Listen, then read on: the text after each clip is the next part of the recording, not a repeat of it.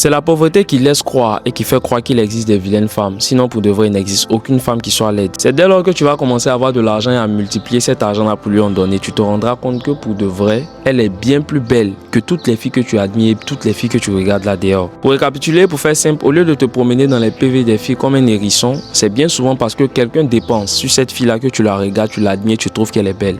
Si toi aussi tu t'occupes et que tu prends soin de celle que tu aimes, tu te rendras compte qu'elle est bien plus belle au-delà de tes attentes. Deuxième des choses, c'est la pauvreté qui a commencé à faire croire pour de vrai que lorsqu'une femme est belle, bien habillée, sent bon, toujours propre, a les ongles bien faits, que cette femme-là ne sait pas préparer, ne sait pas s'occuper d'une maison, ne sait pas également tenir des enfants. C'est-à-dire que la pauvreté a donné l'impression aux gens que dès lors qu'une femme sent toujours bon, s'habille bien, est toujours bien mise, cette femme-là ne sait même pas préparer, ne sait absolument rien faire de ses 10 doigts en termes de savoir tenir une maison, ce qui est absolument faux. Les pauvres pour de vrai cherchent à faner leurs femmes, cherchent à les humilier, cherchent à toujours prouver que les femmes sont les meilleures des femmes. En tant que les riches cherchent non seulement à faire en sorte que les femmes soient les meilleures des femmes à tous les niveaux, mais cherchent également à maintenir la performance physique et la beauté physique de leurs femmes. Donc ça fait en sorte que la femme du riche sait tout faire. Ah oui, bien souvent, elle sait tout faire. Essaie seulement de t'asseoir, tu vas les regarder en train de préparer, tu vas te poser la question de savoir, mais cette femme que je perçois dehors là, c'est elle qui sait cuisiner comme ça. Elle sait bien souvent tout faire.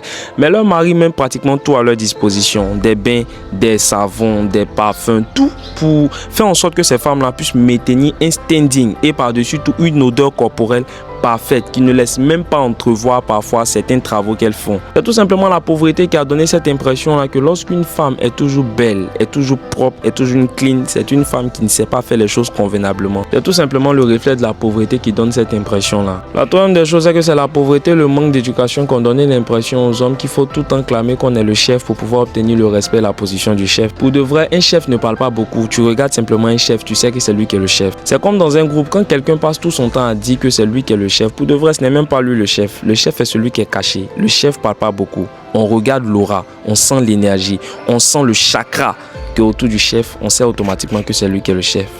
Bref, la pauvreté a fini par normaliser beaucoup de choses. C'est pourquoi il faut prier pour avoir beaucoup d'argent et une certaine stabilité financière. God bless.